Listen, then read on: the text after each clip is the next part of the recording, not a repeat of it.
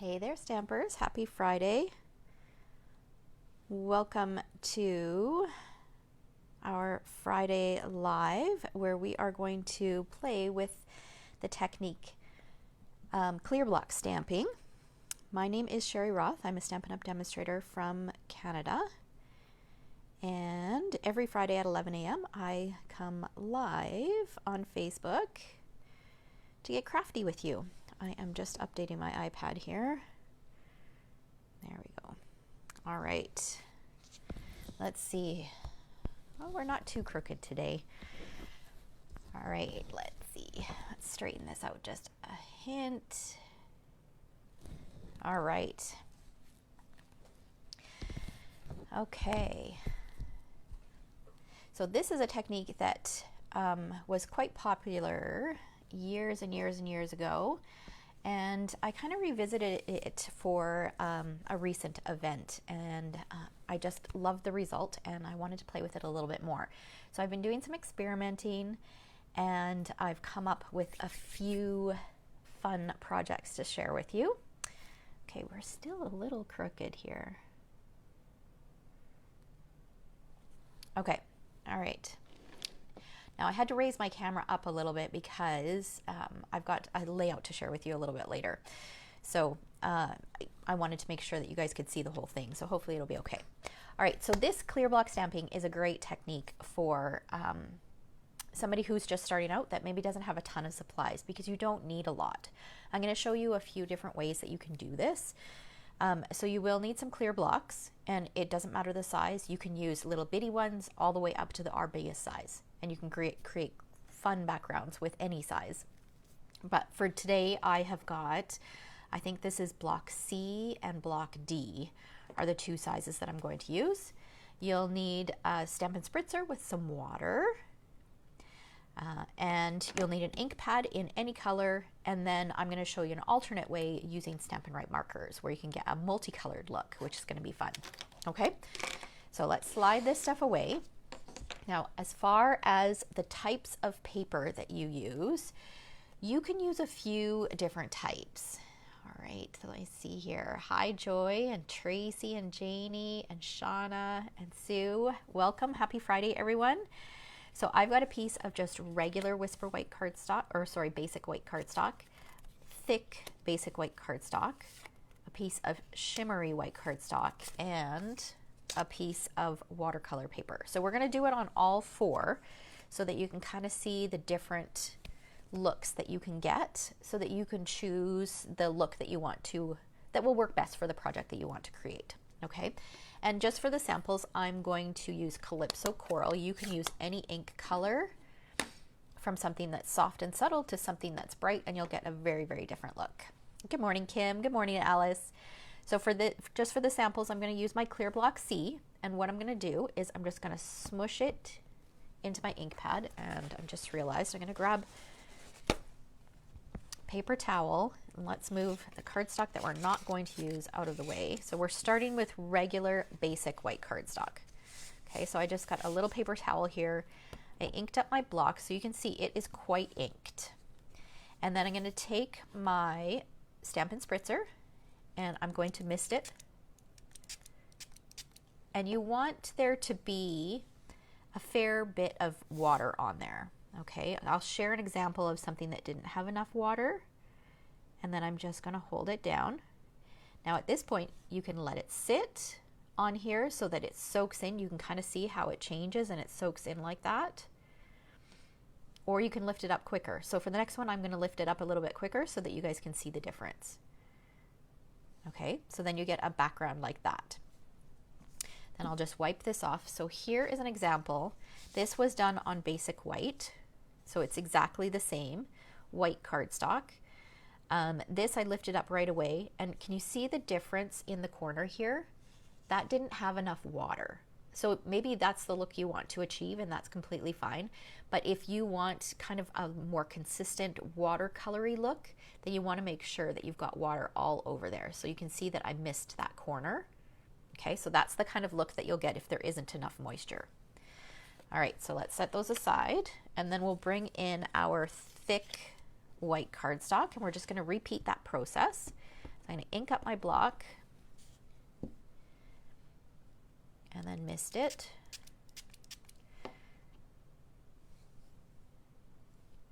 Okay, so for this one, I'm going to pick it up right away. So can you see the ink there? If you pick it up right away and you don't let that ink soak in, you'll get like pools of color in different areas. And I'll show you a project where that happened and I love the look of it. So it really just depends on the look that you want to achieve. So between these two, there really isn't a huge difference. Okay, I do prefer to do it on the thick. Did I do the thick first? I did do the thick first. I mixed them up. Okay, so this one is actually the thick and this one is the regular. So I do prefer to use the thick just because it will hold that moisture just a little bit better. Okay, but you can do it on our regular white cardstock as well. Okay, so now let's try the shimmery white cardstock. So this is one of our specialty cardstocks that we carry. It comes in 8.5 by 11 and it's got this beautiful shimmer to it. I love it, but it has a little bit of a different finish to it. It's not quite as porous as our regular white cardstock, so it will hold the water a little bit better. Okay, so I'm going to ink it up the same way as I have. Spritz my block. And again, I could leave it to soak in, or I can pick it up. Here is a great example of how it will pool like that. So you're going to get this nice soft look, and then with pools, and that will eventually dry and soak in and give a really nice look. Or if you don't want that, what you can do is you can just take the edge of your paper towel and sop up that moisture.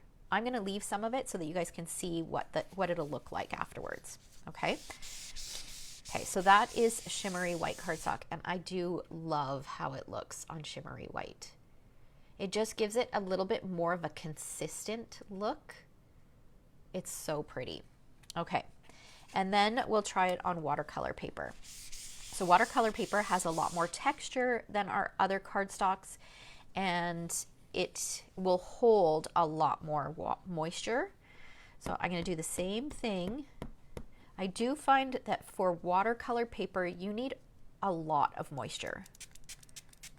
So I spritzed it an extra time. And then I'm actually going to let it sit and let that ink soak in a little bit.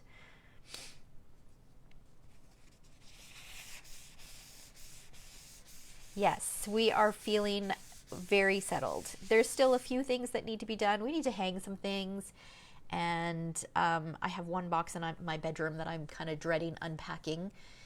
And there's still some stuff that we need to get rid of because we did end up having to downsize twice. Once before we moved, and then we realized that we still had way too much stuff. So there is some stuff that we still need to get rid of.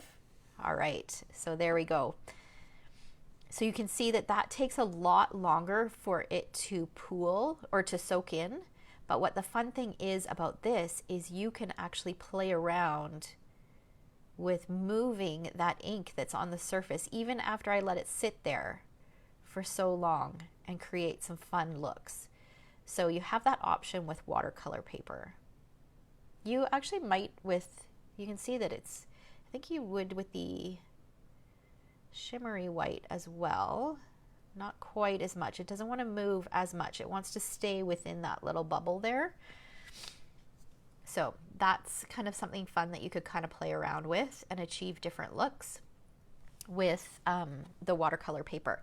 I think the other thing that you could probably do with the watercolor paper, and maybe we try that with this guy here because I haven't tried it.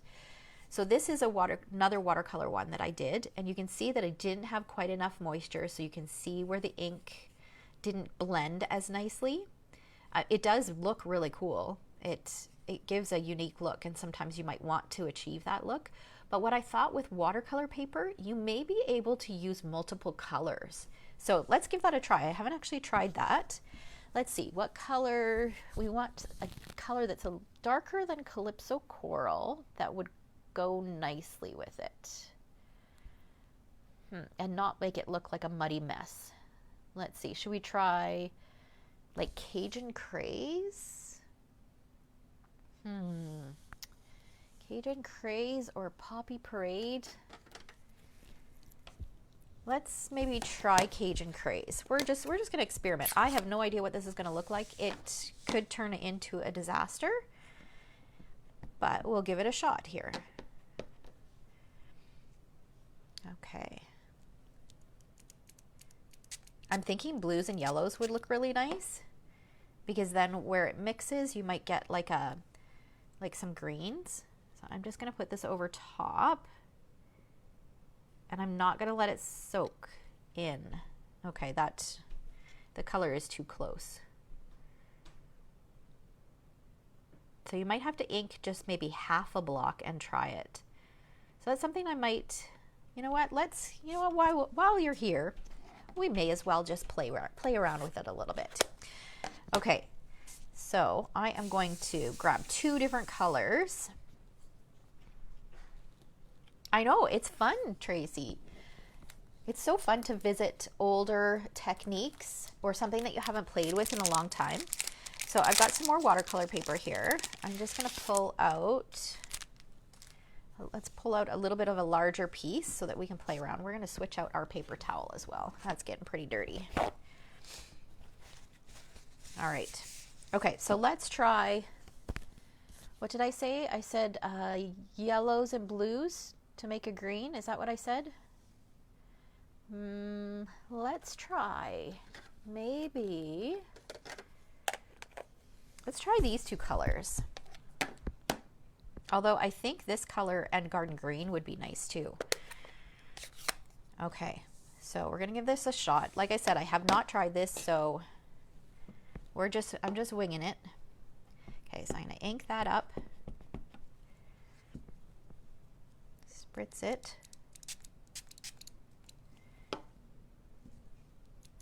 One more for good measure. And I'm gonna let that sit in there. We are gonna have to let this dry a little bit. So I might go on to the next thing that I wanted to show you while this dries, because I don't know, although maybe it could look, maybe we'll do 2 of these. We'll do one while it's wet and we'll do one while it's dry and see what the difference is.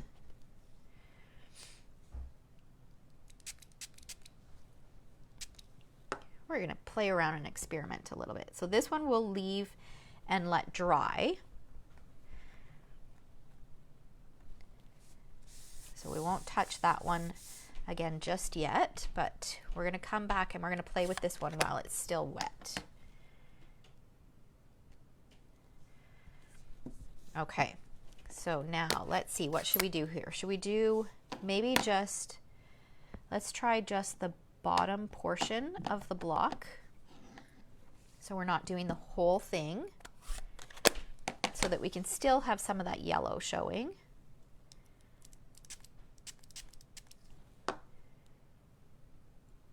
And then we'll put this over top.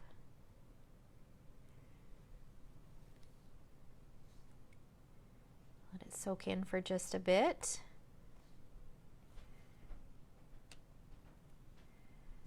Oh, that does look nice.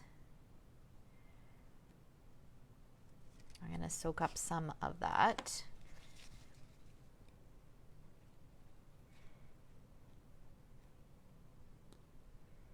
So you've got some of that where the blue really mixed in with the yellow. You've got some green up at the top. I like the looks of that. That's fun. Okay, so we'll come back to this one. I'm going to set it aside. We'll let it dry, and then we'll come back and we'll stamp it while it's dry and see what it looks like. Just here, Kristen said, try rotating the block of the second color just a bit so you can see the first color a bit and or stagger them. Okay, so yeah, I think she said to go like this. Kristen suggested doing like that, but that looks really cool. I love that. Okay, so we'll come back to this. Remind me if I forget, okay? So I wanted to show you some other ways that you can use this technique. Okay, let's slide this out of the way. All right, so now we're going to bring back, I've got a piece of thick basic white cardstock, and this time we're going to use, oh, hang on. No, I'll show you all the projects at the end. Okay, this time we're going to use a little bit of a larger block. So this is a block D, and we're going to use our Stampin' Write markers. Okay, I did what you were suggesting. All right, got it, Kristen. Okay, so I'm gonna use the brush tip, and I've got 3 colors here. I've got not petal pink, pale papaya, soft succulent, and evening evergreen. I'm gonna start with my lightest color and basically color, maybe if I put this on top of a block, you guys can, or white, you guys can see. I'm gonna color about 1/3 of the block with pale papaya, and then I'm gonna go to soft succulent using the side of the brush tip so that I don't fray my marker. And then evening evergreen,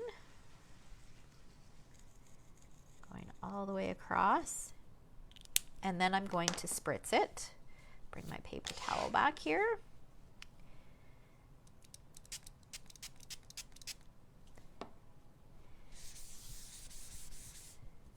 And it does, when you spray, it does get splatters everywhere. You can see I've got orange Calypso Coral splatters all over my my thing, and it's all over my desk. Yesterday when I was playing, I got it all over my watch strap. Okay, so this one probably could have used a little bit more water. Can you see how it's kind of blotchy like that? But I'm going to show you what I created with it, and it wouldn't matter. You'd still be able to use this.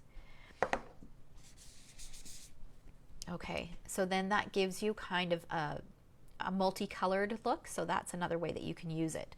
So what I did with this is I did multiples of these, and then I took the Inspired Thoughts bundle. So in this bundle, you've got this great tree set, and then you've got these that you can turn around and add leaves to your trees. And so that's what I did with multiples of these. I just cut out all sorts of these and then just layered them over top of my trees. And it gives lots of variation in color on the leaves of the trees. And then I added the slope for the ground. I used one of the leaves for some bushes, or a pile of leaves. It could be a pile of leaves that fell to the ground. Just added the word hello, and I don't think I did anything on the inside. All right. Let's see here. Is using the blends like that on vellum, is that the trend I've been seeing all over Pinterest? It's a little bit of a different technique, Sarah.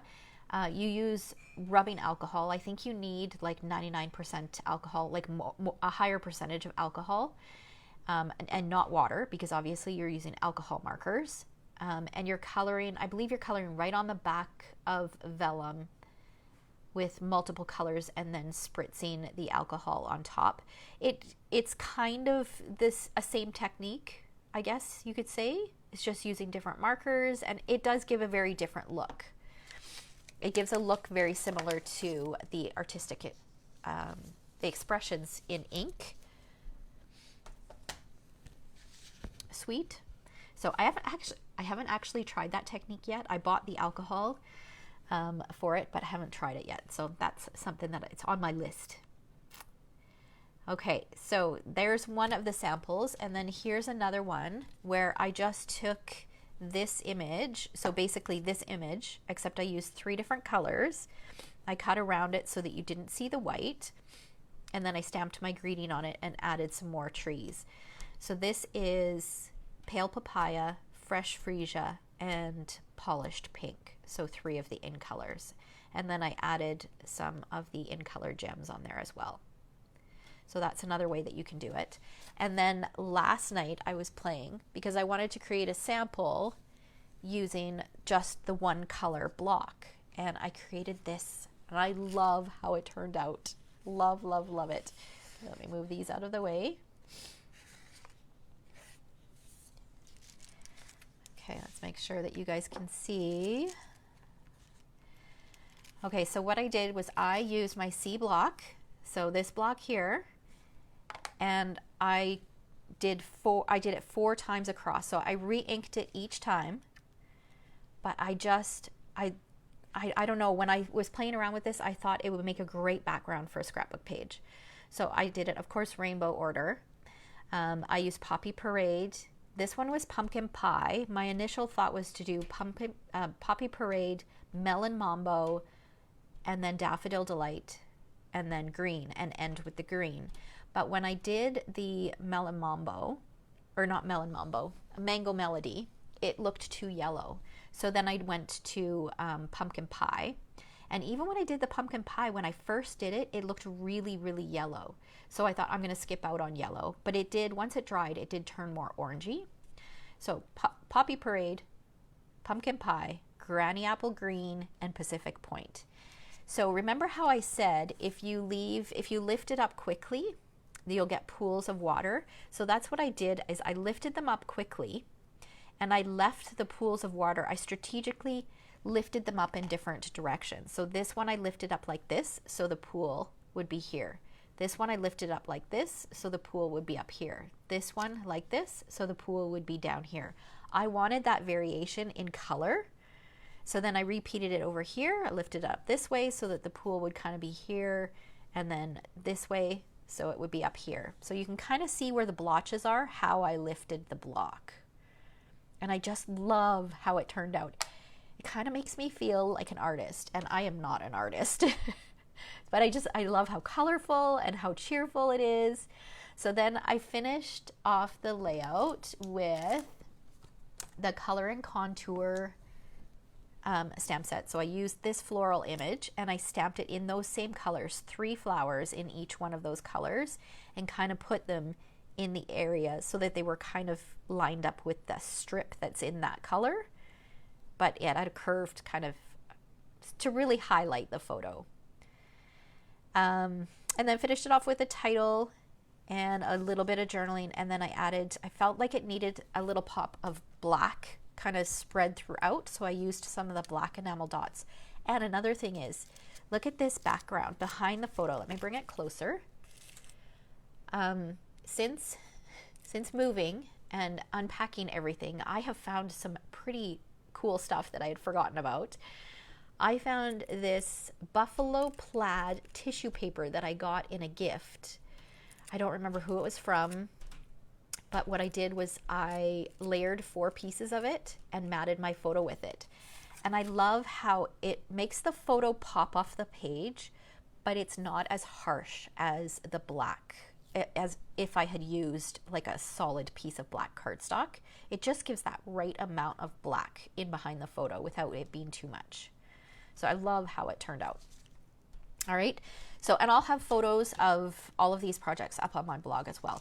The other thing that I did on this one was I matted it with that beautiful paper pack that's that you can use your Stampin' Rewards for.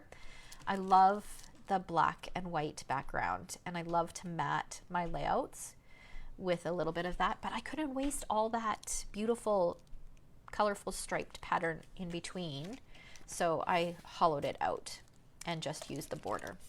So there's the layout, and then let's go back and see if this is dry. It's not quite dry, but maybe if we dab that off.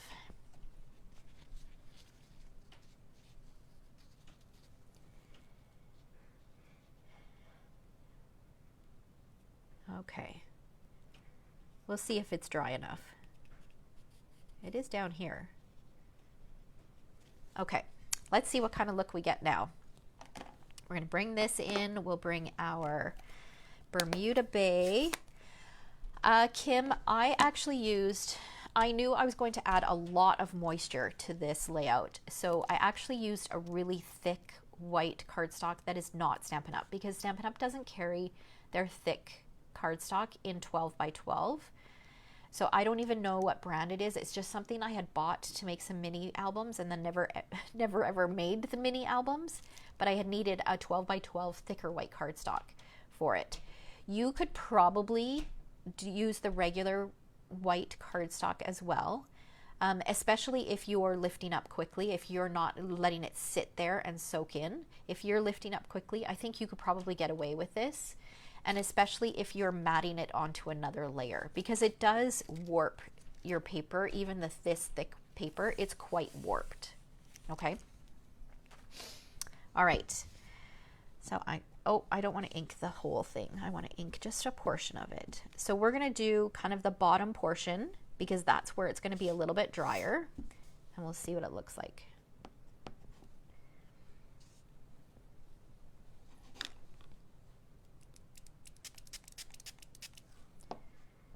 All right, let's see.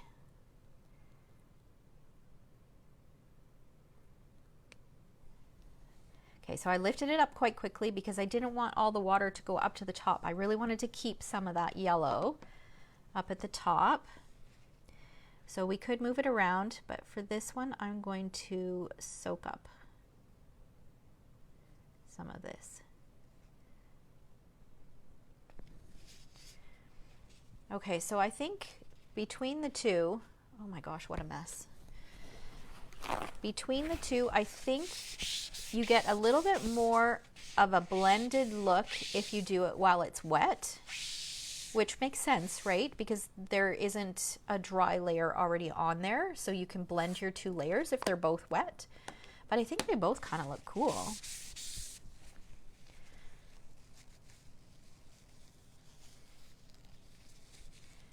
Yes, Elaine, Kim is right. I mean, Elaine is right. Vicki Boutin has a great foundations paper. She's a mixed media artist, so her foundation paper is made for layers of moisture and layers of texture and things like that. So that would work out perfectly as well. Oh, she's got an idea, Kristen. You'll have to share with us. All right. So I hope you guys enjoyed that. That's all I have to share with you today. I can't wait. If you guys create something using the clear block stamping technique, make sure you share with me. I love to see what you guys create. And this is a simple technique. All of you have these things on hand, right? You have inks, you have blocks, and you have, I'm sure you've got a Stampin' Spritzer or a spray bottle with some water in it. Everybody can do this. And experiment with the different size blocks. So one of the bigger blocks would make a great background. And you could just add a simple stamped image over top, like I did on that one pink card. Where is it here? So something like this, you could use a bigger background image and just create some fun cards. And it's not difficult. Oh my gosh, Elaine, that's a genius idea, a back to school layout, especially in the rainbow colors. Ooh, you guys have me going. I kind of want to sit here and just keep playing. All right. Well, hopefully you guys get a chance to get crafty this weekend and try this technique out. And remember, please share with me whether you want to post it in the comments, a photo in the comments here, or if you'd prefer to just send it to me, that's fine. I love to see what you guys create. All right. So thanks so much for watching. We'll chat with you soon.